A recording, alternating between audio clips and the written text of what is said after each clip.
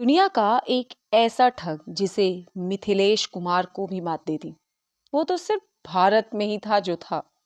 ऐसे ही बैठे बैठे सोच रही थी कि हमारे यहाँ तो नटवरलाल मिथिलेश कुमार है, तो क्यों ना देखा जाए कि दुनिया में ऐसा कौन सा शख्स होगा जो इस खिताब से नवाजा गया होगा, जिसकी ठगी दुनिया में बियॉन्ड जाती हो। आगे बढ़ते हैं। आज जिस ठग की हम बात करने जा रहे हैं वो विश्व कि अलग-अलग मुल्कों की 5 ज़बानें जानता था। उसके 1 या 2 नाम नहीं, 48 नाम थे। सोचिए, वो नटवरलाल अलग-अलग 48 नामों से जाना जाता था और आज तक किसी को उसका असली नाम नहीं पता। उसका असली नाम क्या था 48 में से, ये भी किसी को नहीं पता। ये तो रही एक बात। इसके नाम की तरह इसकी पिछली जिंदगी के बारे में भी कोई रिकॉर्ड नहीं है। ये 1890 में चेक गणराज्य में पैदा हुआ, लेकिन इसके माँ बाप का कोई भी रिकॉर्ड वहां मौजूद नहीं।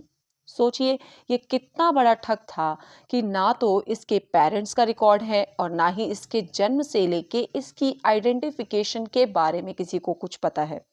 सोचिए, जिसका असली नाम नहीं पता, जिसके बारे में, जिसके माँ बाप के बारे में कुछ नहीं पता, वो कितना बड़ा ठग होगा। ऐसे बंदे की कहानी तो रहस्य और रोमांच से भरी होगी। तो चलिए आज इसी की कहानी पूरी करते हैं। FBI, federal bureau of investigation, America की जांच एजेंसी है जिसे इस शख्स ने सबसे ज्यादा परेशान किया। एफबीआई का ही दिया हुआ एक नाम है जो सबको पता है, जो है विक्टर रोजलिन। विक्टर के पैदा होने पर भी संदेह है वो कहाँ पैदा हुआ, लेकिन दस्तावेजों के मुताबिक ये चेक गणराज्य का नागरिक था। बचपन से ही विक्टर को पैसा कमाने का बहुत शौक था और इसे पता था कि पैसा सीधे रास्ते से कभी भी कमाया नहीं जा सकता। सीधे रास्ते से पैसा उतना ही मिलेगा जिसमें इंसान अपनी 2 वक्त की रोटी खा ले। अगर दुनिया के रईसों की लिस्ट में शामिल होना है तो कुछ अलग करना होगा। बचपन से ही ये बहुत बातूनी था। बातें करते करते ये लोगों के दिल के हाल जान जाता था। खासकर इसका प्रिय विषय अर्थव्यवस्था होता था। इसने अपने कारनामों को अंजाम देने के लिए एक काम किया। इसने एक टीन का डब्बा लिया और उसे मनी बॉक्स बनाया। जैसा कि ये कहता था कि लोगों के बीच गया और लोगों को समझाने लगा कि इस मनी बॉक्स में नोट डालने पर रुपए दोगुने हो जाते हैं। लेकिन इसने इसकी एक शर्त रखी। लोगों को बताया कि नोट डालने पर एकदम से नोट दुगने नहीं होते।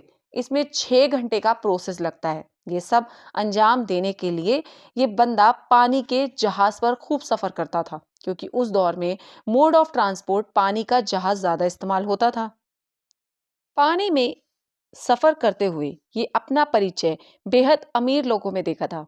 बेहद लंबी लंबी बातें करता, उन्हें अर्थव्यवस्था की बातें करके उलझाता और फिर जब वो लोग इसके झांसे में आ जाते तब उन्हें बताता कि उसके पास एक नोट छापने वाले मनी बॉक्स है जिससे रकम दुगनी हो जाती है। फिर लोगों को डेमो देता, लेकिन साथ में ये भी कह देता कि इस प्रोसेस में 6 घंटे लगेंगे और वाकई 6 घंटे बाद रकम दोगुनी हो जाती।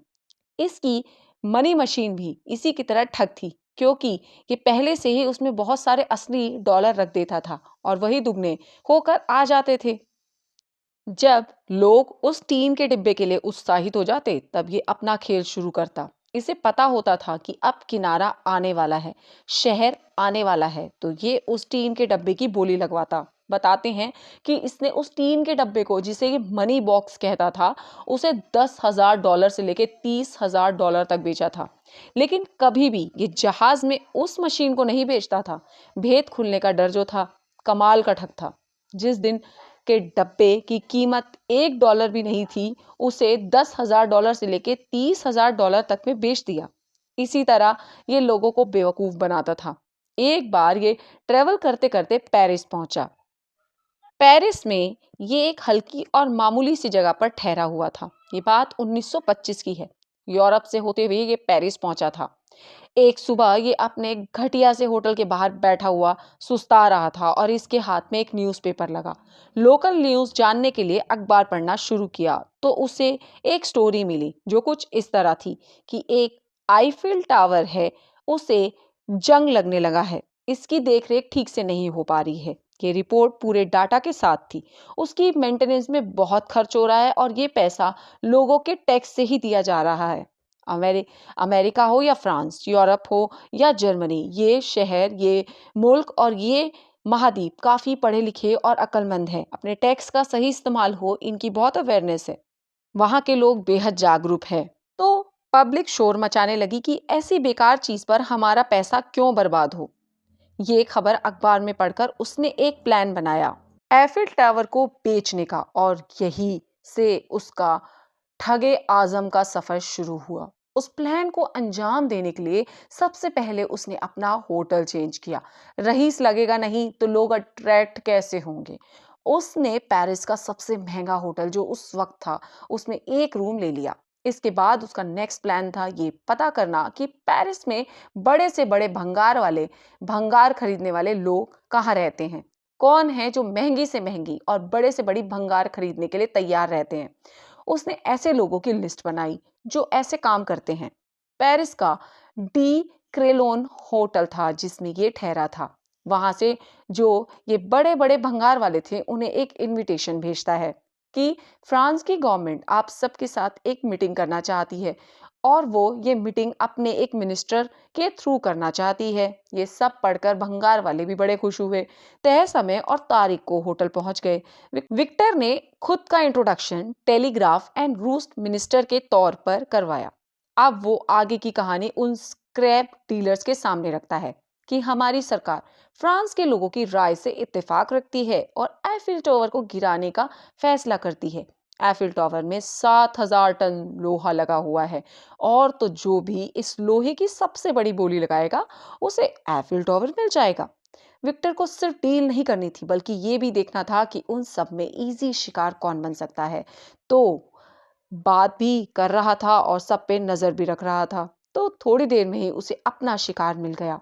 एक एंड्रयू रॉयजन नाम का शख्स था। तो उसने उस पर डोरे डालने शुरू कर दिए। इसकी एक वजह थी। एक तो एंड्रयू पेरिस में नया था क्योंकि इससे पहले वो फ्रांस के किसी और हिस्से में रहता था। तो विक्टर को लगा कि एंड्रयू बेस्ट शिकार है क्योंकि उसे पेरिस के बारे में कुछ भी पता नहीं है। तो विक्टर ने एक लंबोर्गिनी रेंट पर ली और एंड्रयू को लेकर आईफिल टावर घूमने निकल पड़ा। उसे सब कुछ बताने लगा जैसे सच में आईफिल टावर बिक रहा है। सभी स्क्रैप डीलर को वो एक एक करके आईफिल टावर घुमाने ले गया, जैसे जिससे सब कुछ सच जैसा लगे। वापस सारे लोग होटल आते हैं और यहाँ होटल के कमरे में बोली शुरू होती है। सब कुछ हो जाता है और सारे स्क्रैप डीलर चले जाते हैं। विक्टर बस इस एंड्रयू को रोक लेता है और उसे अपनी बातों के जाल में फंसाकर कहता है कि अगर तुम मेरी मदद करो तो मैं ये बीट तुम्हारे पक्ष में कर दूंगा। उस वक्त एंड्रयू ने $20,000 विक्टर को रिश्वत में दिए थे और $50,000 अपने पक्ष में बिट खुलवाने के लिए दिए थे। सोचो कितनी बड़ी ठगी। टोटल $70,000 विक्टर के हाथ आ चुके थे और पैसे मिलते ही विक्टर 5 घंटे के अंदर ऑस्ट्रिया भाग निकला। अगले दिन विक्टर न्यूज़पेपर का इंतजार करने लगा कि इतनी बड़ी ठगी की खबर तो फ्रंट पेज पे छपनी ही चाहिए। लेकिन उसे बड़ी ही हैरानी हुई कि अगले दिन तो क्या, अगले 4, 5, 6 दिनों तक कोई भी न्यूज़पेपर में नहीं छपी। फिर विक्टर को लगा कि शायद पॉइजन नहीं चाहता कि उसकी बेवकूफी की खबर अखबार में छपे, और ये सच था। पॉइजन ने कंप्लेन ही नहीं की थी। उसने ये सब बाद में बताया कि वो शर्म के मारे किसी को भी ये बताना नहीं चाहता था।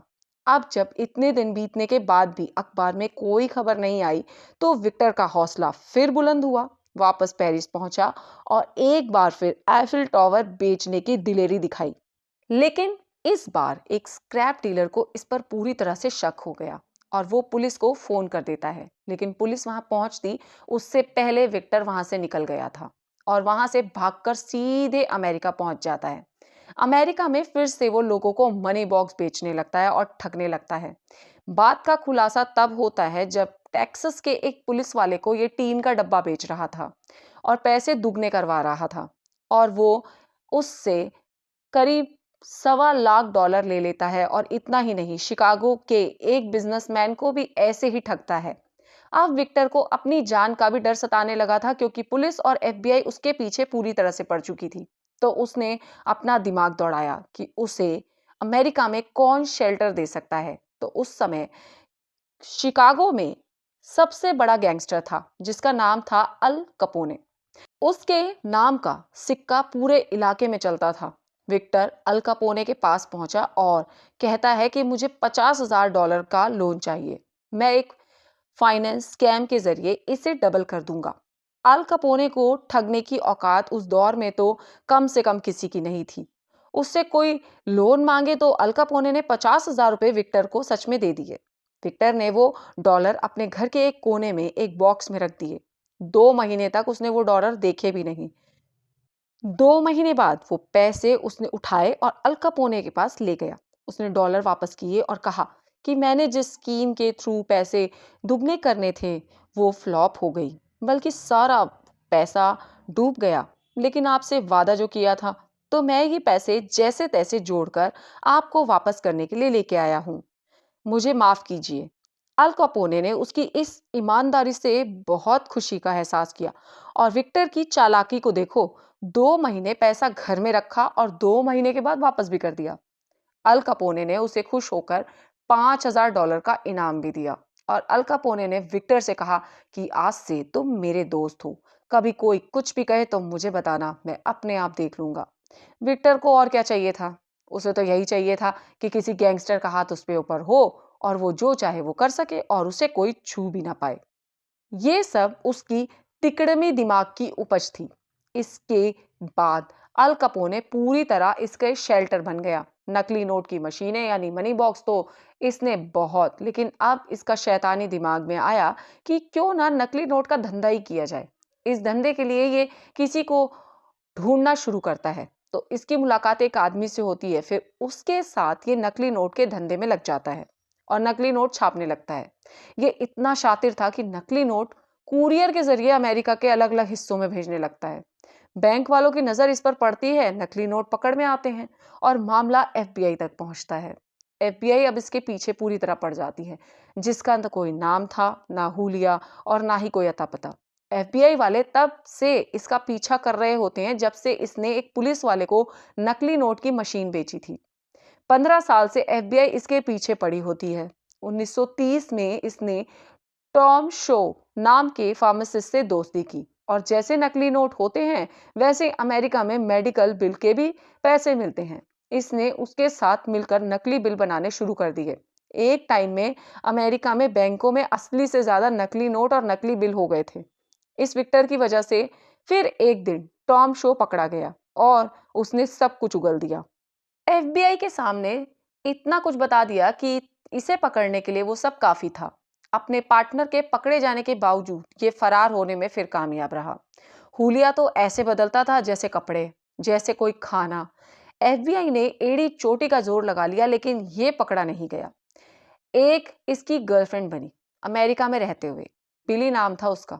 दुनिया को चूना लगाने वाले को इसी की गर्लफ्रेंड ने चूना लगा दिया। बिली को शक था कि विक्टर उसे डबल क्रॉस कर रहा है, उसके साथ प्यार और उसकी सहेली के साथ भी दुलार। बिली के एक दिन किसी ने कान भर दिए और वो सब कुछ जानती थी। वो सीधे एफबीआई पहुंच गई। उसने एक्सेप्ट लोकेशन बता दी कि वो यहाँ है जिसे आप ढूंढ रहे हो। नाम है विक्टर। पहली बार दुनिया के सामने उसका हुलिया आया कि वो कौन है। एफबीआई हेडक्वार्टर लाई। अगले दिन उसकी पेशी थी। कोर्ट में एफबीआई हेडक्वार्टर की तीसरी मंजिल पर विक्टर को रख रखी थी। अगली सुबह लोग देखते हैं कि एक सफाई कर्मचारी की यूनिफॉर्म में एक बंदा झूला डालकर एफबीआई की बिल्डिंग के शीशे साफ कर रहा है। नीचे लोगों की भीड़ है, लोग अपने कामों में मसरूफ हैं। धीरे धीरे सफाई करते हुए वो तीसरी से दूसरी और दूसरी से पहली मंजिल पर और पहली मंजिल से ग्राउंड पर आ जाता है। धीरे से अपनी सफाई का सामान उठाता है और वहां से धीरे धीरे कदमों से चला जाता है।